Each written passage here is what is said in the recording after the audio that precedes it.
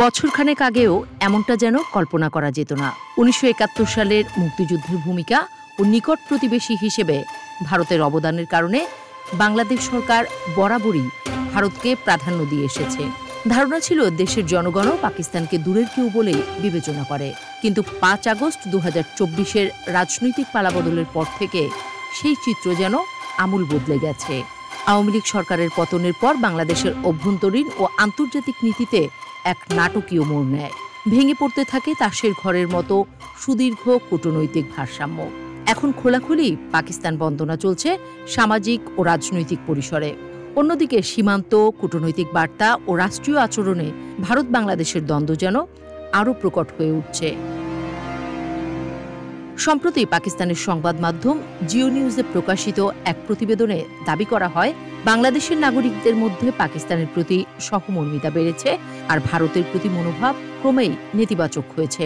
প্রতিবেদনে গ্যালাপ পাকিস্তানের এক জরিপের তথ্য তুলে ধরে বলা হয়, জরিপে অংশ নেওয়া ৪৬% বাংলাদেশি পাকিস্তানকে ঘনিষ্ঠ বন্ধু মনে করেন, যেখানে ভারতকে এভাবে দেখেন মাত্র ১১%।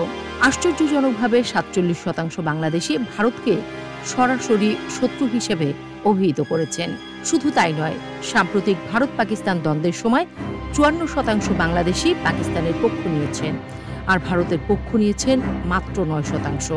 আরও বিস্ময়কর তথ্য হল ৪৬% অংশগ্রহণকারী মনে করেন এই সংঘাতে পাকিস্তান বিজয়ী হয়েছে, আর ভারতের বিজয় বিশ্বাস করেন মাত্র ৬%।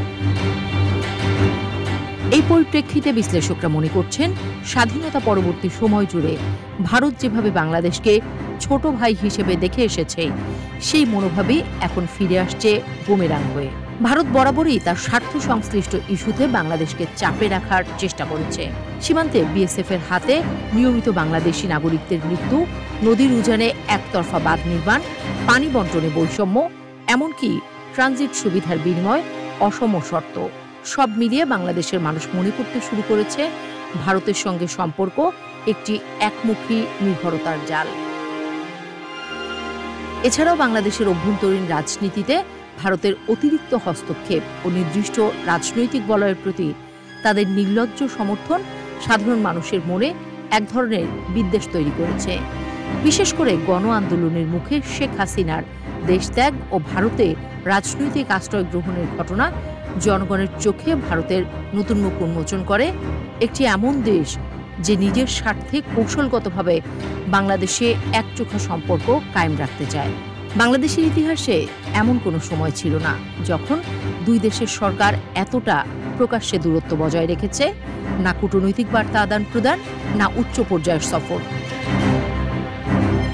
অন্যদিকে পাকিস্তান যেন কৌশলগতভাবে নিজের অবস্থান নতুন করে নির্ধারণে ব্যস্ত।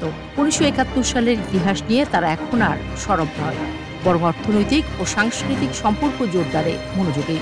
পাকিস্তানি সংবাদ মাধ্যমে বাংলাদেশের ইতিবাচক প্রচারণা, মুসলিম উম্মার ঐক্যের সুরে কূটনৈতিক আহ্বান, এমনকি বাণিজ্য সম্প্রসারণের প্রস্তাবগুলো বাংলাদেশের এক অংশের মধ্যে সহানুভূতির আবহ তৈরি করছে। ভারতের বিরোধিতা যাদের চেতনায় গভীর, তাদের কাছে পাকিস্তান এখন এক বিকল্প মিত্র। সামাজিক যোগাযোগ মাধ্যমেও তার প্রতিফলন স্পষ্ট। টুইটার, ফেসবুক কিংবা ইউটিউবের মন্তব্য খাটলেই চোখে পড়ে পাকিস্তানিরা বাংলাদেশিদের ভাই বলে সম্বোধন করছে। ঠিক সেই পুরনো ভাই ভাই আবেগকে নতুন করে তুলে ধরার প্রচেষ্টা। এমনকি পাকিস্তানি ক্রীড়া বা সাংস্কৃতিক পোস্টে বাংলাদেশের সমর্থনকারীদের প্রতি কৃতজ্ঞতা প্রকাশ করছে সাধারণ পাকিস্তানিরাও। এতে দুই দেশের জনগণের মাঝে যেন এক অদৃশ্য মেরুকরণ তৈরি হচ্ছে, যেখানে ইতিহাস নয়, বরং বর্তমান অভিজ্ঞতাই সম্পর্কের মানদণ্ড হয়ে উঠছে।